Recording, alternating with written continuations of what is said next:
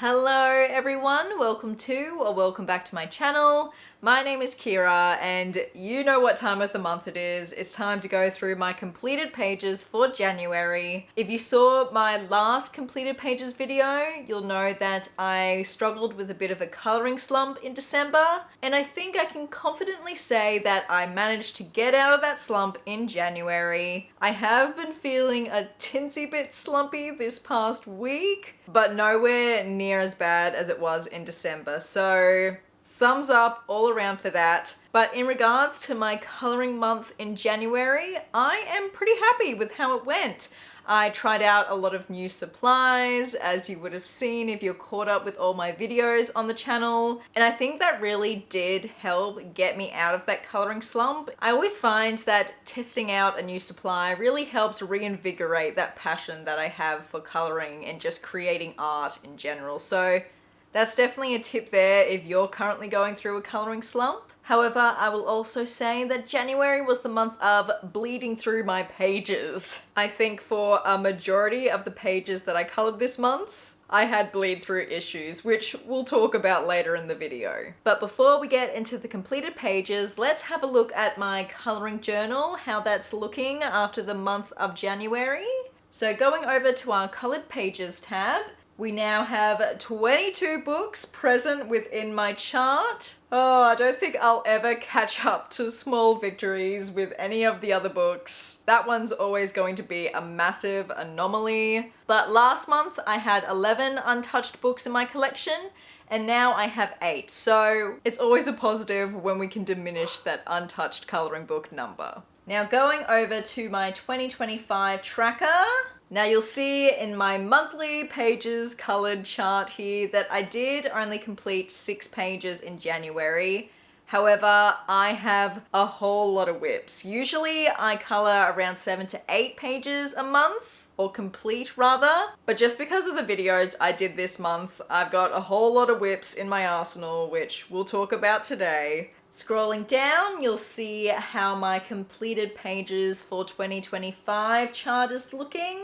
I've completed 6 pages and 6 different books so far. And then if you're also not aware, I am doing a 25 pages to colour in 2025 challenge, and I managed to tick off 2 of those pages in January. So good progress there as well. But let's scroll back up now and go back into my little January tab here. Now, my colouring plants checklist does look a little bit bleak. I only completed 2 of those pages. However, all the other ones except the A Million Sea Creatures page, I did start. They are all whips, so not a complete fail there. As I said, I have 6 completed pages from the month, and I did something different that I'm trying in 2025 because I always get to this video in the month and completely forget all of the supplies that I used on the pages. So I'm tracking that now, and what I've done is a little toggle list, so I can click on the toggle and it'll show me all the supplies that I used on that page. So that'll be helpful when I'm showing you the completed pages later. I also participated in 2 buddy colours this month, one of which is still ongoing into February because it's a double page spread. And even though I only completed 6 pages this month, I coloured at least a little bit of something in 11 colouring books, which is definitely a bit of a world record for me. Now, I usually only like to have 1 or 2 whips going at once. I am someone who hates having whips. I hate having an incomplete page, but like I said, because of the content and the videos that I shot in January, it just ended up with me having so many whips. So I have 5 whips at the moment. It hurts my soul, but hopefully I'll get that down in February. Let's go into my whips and completed pages from January. So before we get into the completed pages, let's go through the 5 different whips that I have going at the moment. The first 3 are all from my oil pastels video that I did recently, so I won't talk about them too much. I have not worked on any of these pages since that video. So the first one is from World of Flowers by Johanna Basford, and it is this page here. I have put some baking paper in between these backgrounds just because I wasn't sure if the medium that I used would set the oil pastels in place, and I didn't want any issues of transferring. However, I have not found any sort of residue on these pages, so I think they are fine and set. This was the first background that I did in that video. It was inspired by Siska Diner on Instagram. And this is probably my least favorite background that I did in the video. It was very basic, just me sort of experimenting and getting used to using the oil pastels. There is actually a base of acrylic marker on this, but yet again, I won't talk about it too much. It's all in that video, so you can go check it out. The second oil pastel background I did in that video was from Shooting Star by Maria Troll, and it was my first attempt at doing a Northern Lights inspired background. I don't hate how this turned out, but I also don't love it. I think the oil pastels got a little bit messy when I was blending them together, so I do want to experiment with this a little bit more in the future and try to perfect the technique with oil pastels. But for a first attempt, I don't think it's too bad. This was also done with a base of acrylic markers. I have no idea how I'm going to color the rest of the image though. I don't know if I should do some sort of light source. My initial thought was to bring the colors that I used for the Northern Lights section up here down to the foreground elements. It might be fun to color this woman here in an unusual skin tone like blue or something. I definitely think I'm gonna have to plan my colors out for this page though when I get around to coloring it. So that was Shooting Star by Maria Troll. And then the final background, which was my favorite that I did in the oil pastel video, was from Maria Troll's Universe, and it was this one here. This turned out so much better than I ever could have anticipated. It's probably the most realistic effect that I've ever gotten in my coloring pages. I still need to go in and cover some of the line work that is still peeking through. I think I'm just going to do that with some acrylic marker, and then I obviously need to fix this section here that didn't get covered with oil pastel because of some inadequate masking on my part. I am feeling really inspired to complete this page though, so I think I will complete it in February, and my plan is to bring all the colors that I've done up here down to the bottom section. So this is the whip that I'm currently working on. It'll probably be done by the time this video is uploaded, but it is my first ever double page spread, and it's a buddy color with Victoria and Veronica on Instagram. And here's how it's looking so far. It is obviously very close to completion, but oh my goodness, this double page spread has caused me so much inner turmoil. I did not realize tackling a double page spread versus, just a single coloring page would be so different, because you really do have to take into consideration how everything is going to come together on a grander scale. Like, you have to make sure this part of the page works with this part of the page all the way over here. At the moment, I'm liking how this page is looking, but for some reason I don't like this page, which is something I didn't expect when working in a double page spread. I thought I'd either not like both pages or really like both pages. However, I am trying to remind myself that this is my first double page spread, and if it's not amazing, that is totally fine. It gives me lots of room for improvement for any other double page spreads that I tackle in the future. So that is a whip in Magical Jungle. The final whip I have to show you from the month of January is from Mindriser Dirt Europa, and I colored this in my recent How to Color Like Rita Berman video. For each vignette, I showed you a different method for tackling Rita Berman's miniature pages in particular. That's what I call the style of illustrations where there's several scenes in one. And each method kind of builds your coloring skills, so I definitely recommend checking that out. I really want to prioritize doing at least one Rita Berman page a month, because I really think I do my best coloring in her pages. I don't know what it is about her illustrations, but it really just gels well with my coloring style. So I think that is going to be a new goal for me, and I really do want to prioritize finishing this page off here in February. So here are the 6 books that I have completed pages in from the month of January. I do just want to preface this section a little bit. As I spoke about before, I went into January in quite a bit of a coloring slump, and in order to get out of that, I did find myself really taking inspiration from other colorists just because my creativity wasn't flowing like it usually does and I just needed a little bit of help. Usually when I find an inspiration image, it'll just get me started and then I go on a completely different tangent and do my own thing. So wherever I've taken inspiration from someone, I will definitely let you know because I always think it's important to give people credit. So the very first page that I completed in January was from Enchanted Earth by Melpomene Chetzepenigyotu.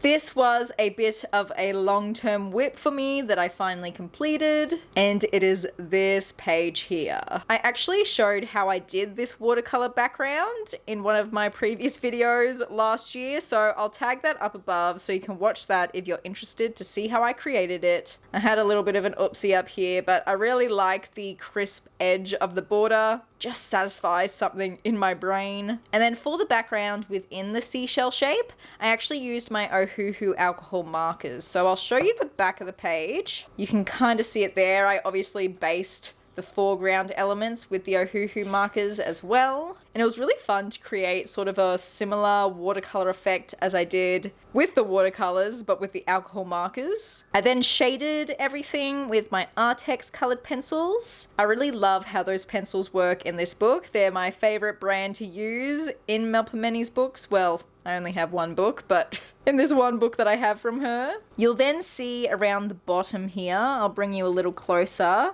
I've done all these large acrylic marker dots with my 3mm Artex acrylic brush pens. And then all the white details are done with my white Posca paint pen. And I'm really happy with how this turned out. I feel like I could have been a little bit more experimental with my color combinations. They're all pretty standard and basic, but I think I was just a little bit worried about doing too many different color combinations with this very intense background. The next page I completed in January was from Seasonal Wreaths of Plants and Friends. This was a previously untouched book in my collection. And because we're in summer here in Australia, I decided to color a page from the summer section. And I actually took inspiration from one of the example pictures within the front half of the book. So this was my inspiration, and then this is my colored page. This really gives you a good insight into how I take something as initial inspiration and then go completely onto a different tangent. For a while there, I wasn't completely happy with how it was looking. I thought it was a bit boring and bland, but as soon as I added in this background, that's when it really all came together. So I based all of the elements with my Artex watercolor pencils, shaded over the top with my Prismacolors, used my Artex 3mm paint pens for these larger dots here within the background. I also used my Artex watercolor pencils for this background here, the sort of faded out effect that I have going on. And then, as per usual, any of the white details are with my white Posca paint pen. Even though I was umming and ahhing throughout the coloring process on whether or not I liked how I was coloring the page, I still really enjoyed my experience working in this book. This paper is great, and the paper does have a bit of texture in it, so I can see why people love coloring in Japanese coloring books. The quality is really great, and I can't wait to color more in this book in the future. We then have a page from A Million Magical Creatures by Lulu Mayo. I have been so excited to color in this book. This was another previously untouched book. I showed this book in one of my recent haul videos, and in those videos I always say which pages I'm most excited to color, and Katya from Bubble of Coloring saw that video. She was also desperate to color one of the pages that I said I was really excited to color, so we decided to do a buddy color in January together, and it was this page here. I am so obsessed with how this one turned out. This is also a page on my 2025 challenge list, so I was able to also cross that off. Now for this background here, where you have the gradient from the night to the daytime, that was inspired by Erica from Elm Colors. She did a similar thing for her completed page of this, and I absolutely loved it, so thank you so much, Erica, for the inspiration. And even though I did a limited color palette, it doesn't feel like it when I look at the page. But before I go on about it any longer, let's put it right next to Cartier's. Cartier also did a limited color palette and I absolutely love it. She also did so many shiny silver metallic elements that really help emphasize the magicness of this page. I know magicness is not a word, but now it is. So thank you so much, Cartier, for reaching out to me so we could do this buddy color together. Seriously, check out her YouTube channel if you haven't already, because I may or may not have used one of her tutorials for one of the pages later in this video. But let's go through all the supplies that I used on this page, because there's quite a lot. So this was my first time really using Inktense, and I did it for the background, and I went a little bit too intense with the water, so you can see some bleed through, particularly for the pink elements. It doesn't really bother me too much because I don't foresee myself coloring this page ever, but that should easily be able to be covered up. I also used my Artex watercolor pencils to base all of the foreground elements, then just my standard Artex colored pencils for the shading. I did utilize my white Prismacolor quite a bit on this page just to really make the transitions really smooth. I don't know how well you can see it on the page, but I also used my Mei Liang gold watercolor paint for a lot of the shiny elements. You can sort of see for the sun back there, for the stars. Just a lot of shine going on the page. I really do prefer metallic watercolor paint over glitter gel pens, but glitter gel pens are just so much quicker and easier to use. And then for all the white, yet again used my white Posca paint pen. And then to really emphasize the light source up here, the sun light source, I went over top of the white Posca paint pen with my Artex acrylic brush markers, the 60B set. But yeah, I'm obsessed with how this page turned out. It is the definition of my coloring style: fun, bright, colorful, and it might be my favorite page from the month. The next two completed pages I'm going to show you are part of my Neocolor video that I did in January. In that video, I showed you how I approach using a new medium for the first time. And so one of the pages I did was from Spooky by Sarah Shefchik. I'm slowly getting better at pronouncing that author's name. And it was this page here. Oh, I am obsessed with how this page turned out. This background was inspired by Nolly's World or Nollis World. I'm not sure how to fully pronounce it. She's on Instagram as well as here on YouTube. And this was the second background that I did in that video. So it was my second time ever using Neocolor 2s. I did have some bleed through with the Neo colors down here as well as up there. And obviously you can tell I've used some alcohol markers. Doesn't matter as much for this book because it's a single-sided coloring book, but thought I'd let you know. So for this page, I obviously used the Neocolor 2s for the background, based with my Ohuhu alcohol markers for the foreground elements, did my shading with my Prismacolors, did all the white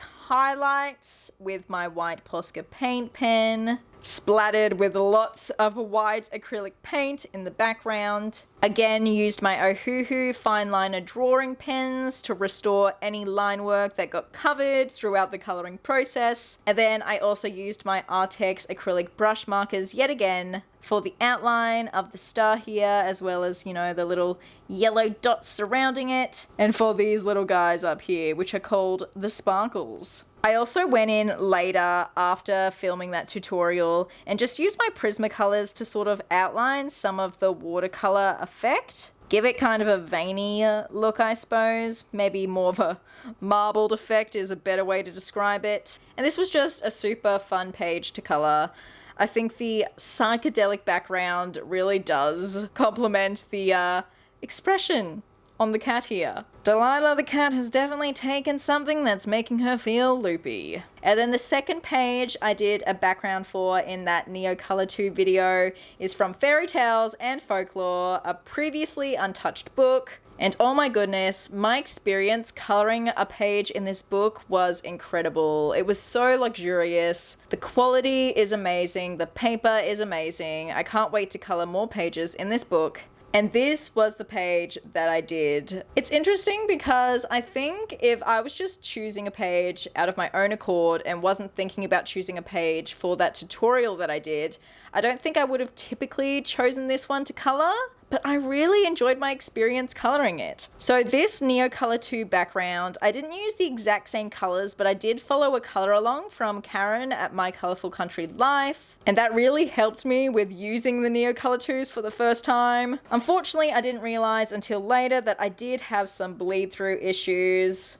I obviously just need to get better with my water control when I'm using the Neocolor 2s. Yet again, it doesn't bother me too much though. I feel like I'll easily be able to color it whenever I do decide to color this page. And the supplies that I used, obviously the Neocolor 2s. I then used some silver foil paint for the splatters in the background, as well as some white acrylic paint. Hopefully you can see the shine there. I then based with my Artex watercolor pencils, went over the top with my Brute Funas, which actually worked really well in this book.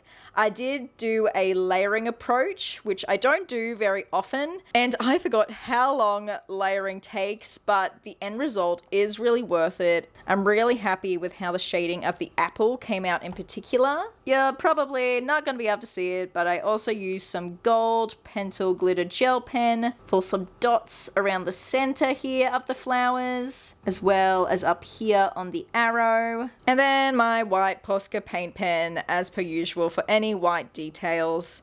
I feel like I need to just stop saying that because it's a given by now. And then the final completed page I have to show you for the month of January was from A Million Mermaids by Lulu Mayo. This was another page on my 2025 challenge list that I actually had planned to color in May because I know that is mermaid for a lot of people. People prioritize coloring mermaid pages. But all of a sudden I had the inspiration to color this page, so I decided to go with it. And it is this very bright and pink page here. This is the page I was talking about where I followed a tutorial from Bubble of Coloring. In that video, she showed how she does a bokeh background with her soft pastels. So that's what I've done here. And then I tried something a little bit different. I don't think you're going to be able to pick it up on camera. Maybe like a tad, but I used a pearlescent watercolor to actually base the seashell, so it would have somewhat of a pearlescent sheen, and then I actually colored over the top of that with my Prismacolors to do all the shading, and it worked really well. I wish I could show you how it looks in real life, but cameras obviously hate any sort of shine and glitter. For any of the less opaque white details, like you can see around the tail here, I used my white Signo gel pen. And then for the more opaque acrylic details, like the outline of the seashell and the little details in the background here, that was all done with my Posca paint pen. I also used my pink and orange Signo glitter gel pens for the first time. You're not going to be able to see it, are you? But I used it for the rocks at the bottom here, as well as the centers of some of the flowers. The gold is just my standard Pentel glitter gel pen, but the other two glitter gel pen colors are the Signo brand, and I'm so happy with how they turned out. So I'm definitely going to buy the full set of that at one point. And unfortunately, I did have a big bleed through error. This is just from me getting a bit overzealous with my setting spray, my fixative working spray. I just really wanted to make sure that the soft pastels were going to stay in place and not transfer. And obviously I went a little bit too close to the page, and that's why I've had this bleed through here. I'm sure if I ever want to color this double page spread, I can figure out a way to work it into it, but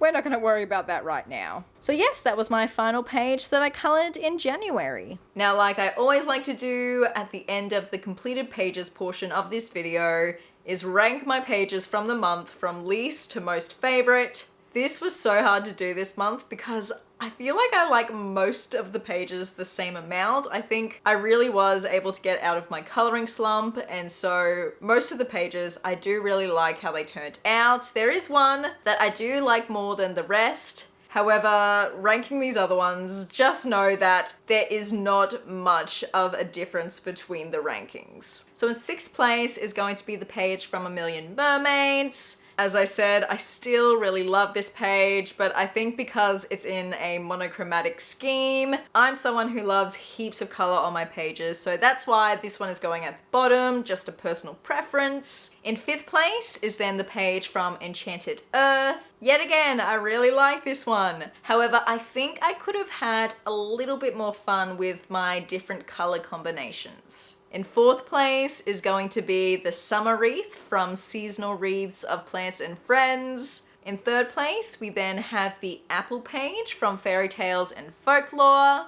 In 2nd place is then the page from Spooky. Oh, I just think it's so fun. And then that leaves in 1st place A Million Magical Creatures. Oh, whenever I look at this page, it just makes me smile and makes me so happy. And the gold metallic watercolor accents are just chef's kiss. Okay, now let's talk about my coloring plans for February. This is a tough list for me to curate because I really want to get through all the whips and complete those so I don't have any hanging over my head. But it's also Valentine's Day in February, and so I really want to color a bunch of Valentine's themed pages as well. So I had a look through my coloring book collection, looked through some books that I'm feeling drawn to coloring in February, and I found 6 pages that I want to have on my radar for some Valentine's coloring. Let's start off with the 2 Lulu Mayo pages that have piqued my interest. This is A Million Sea Creatures.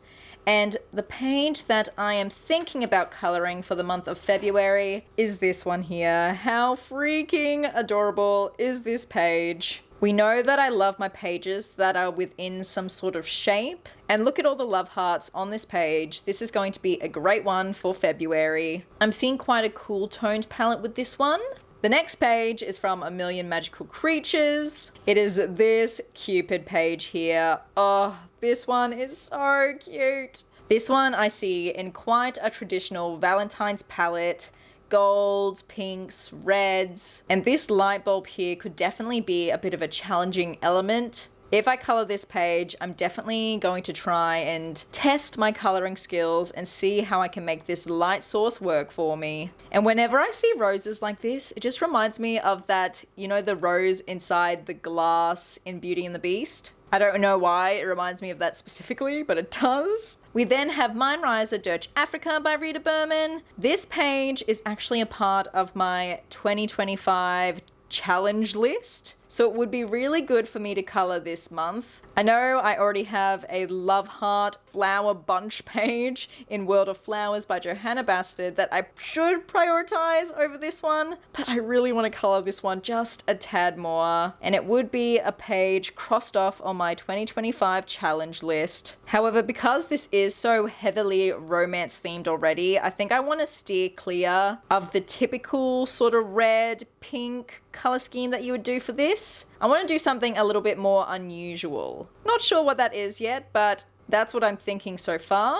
We then have this book here, which I am desperate to color in. I really wanted to color in it in January, but I just didn't get around to it. This is A Journey Through Fairy Tales with the Little Forest Friends by Sayuri Kobayashi. And I've picked out 2 pages in here. One of them, look, I don't think I'm gonna get to, but I wanted to show it to you anyway because it was too cute not to. It is this double page spread here. Funny that I was talking about Beauty and the Beast before, because this also gives me quite big Beauty and the Beast vibes. As much as I would love to color this double page spread in February, I know I'm just not going to have it in me after the other double page spread, but I think it would be a great spread to color in February just because it gives me all the romance vibes. I'm totally shipping these 2 characters together. But the one I'm more thinking that I will get around to coloring, where is it? Is this little scene here. I have been doing a lot of large, intricate coloring pages as of late, so I think it would be nice to have one that's a little bit easier in there. And this gives me subtle romance vibes. Not explicitly Valentine's themed, but I think it works for the month of February. I'm bringing back Seasonal Wreaths of Plants and Friends because there is a specifically Valentine's themed page in this book. Well, I guess it could be more of a double page spread. And it is this one here. Obviously, you could color this one. This one's not calling my name as much as this one is. This one is so freaking cute. I love all the little envelopes with the little love heart stamps on them. This isn't probably one of the ones that I want to color the most out of this list, but it's on my list just in case if I feel like coloring it for some reason during February. And then we have another currently untouched book in my collection. This is Erie's World Legends. And this is a page that isn't explicitly Valentine's themed, but I think it can work. There's just so many florals going on this page. Lots of roses, which always remind me of Valentine's Day. So that's why I've put this one onto the list. If I don't color an Erie page in February though, I'm definitely coloring one in March. I need to see what all the Erie hype is about. And there you have it, everyone. Those are my completed pages from January, as well as my very loose coloring plans list for February. As always, let me know what your favorite page of mine was for the month of January. Was it the same favorite as mine? Did you like my least favorite the most? Let me know in the comments below. And in the meantime, happy coloring, friends. Have a good day, have a good life, and I'll see you in the next one. Bye! Our hearts beat to the city streets, we began to feel the fire. We rise like tall buildings as the chemicals, they take us higher.